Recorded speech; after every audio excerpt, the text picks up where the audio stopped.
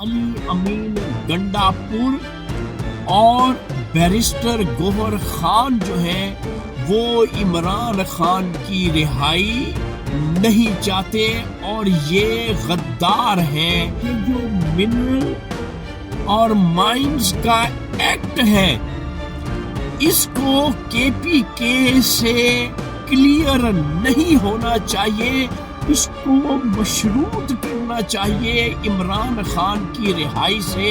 علیمہ خان نے یہ کہا ہے کہ عمران خان کو رہا کیا جائے۔ اس بل کو منظور کرنے کے بعد ہمارے ملک کا کیا فائدہ ہے؟ علی امین گنڈا پور اور بیرسٹر گوہر خان جو ہیں وہ علیمہ خان سے اتفاق نہیں کر رہے، یہ جیلوں میں نہیں ہے، جیلوں سے باہر ہے۔ اگر عمران خان جیل سے باہر آ جائے گا تو ان کا جو مقام ہے، ان کا جو رتبہ ہے وہ ختم ہو جائے گا۔ وفاداری عمران خان سے نبھانے کے یہ فوجیوں کے ساتھ وفاداری کر رہا ہے۔ اس بل کو مشروط کر دینا چاہیے عمران خان کی رہائی سے۔ تو علیمہ خان کو فیور کرو، علیمہ خان کو بڑھ چڑھ کر حمایت کرو۔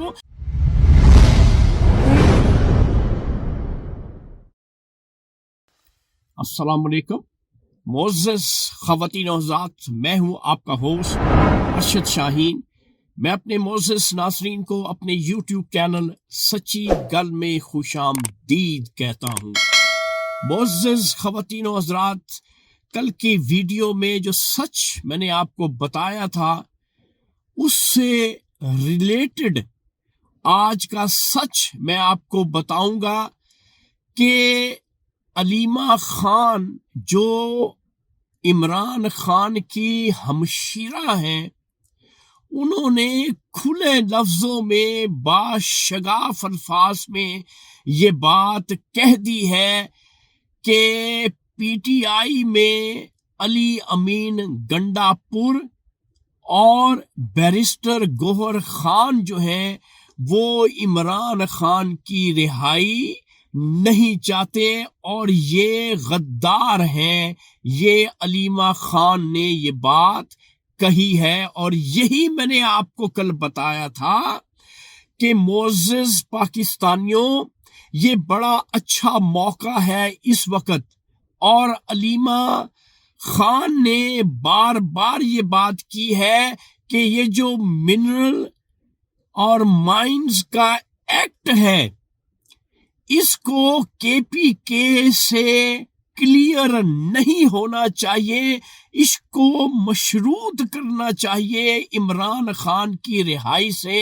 یہ علیمہ خان نے کہا ہے کہ جب تک عمران خان کی رہائی نہیں ہوگی اس بل کے جو مدرجات ہیں ان کی طرف دھیان نہیں دیا جائے گا، اس کی ٹیک کیئر اس بل کی نہیں کی جائے گی۔ سب سے پہلے علیمہ خان نے یہ کہا ہے کہ عمران خان کو رہا کیا جائے اور اس کی رہائی کے بعد یہ جو بل ہے اس کے جو خد و خال ہیں ان کا جائزہ لیا جائے گا اور اس کے بعد دیکھا جائے گا کہ اس بل کو منظور کرنے کے بعد ہمارے ملک کا کیا فائدہ ہے۔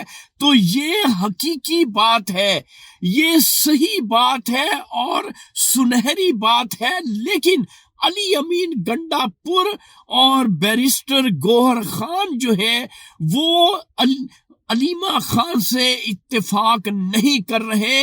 وہ چاہتے ہیں کہ یہ بل جو ہے کے پی کے کی اسمبلی سے کلیئر ہو جائے۔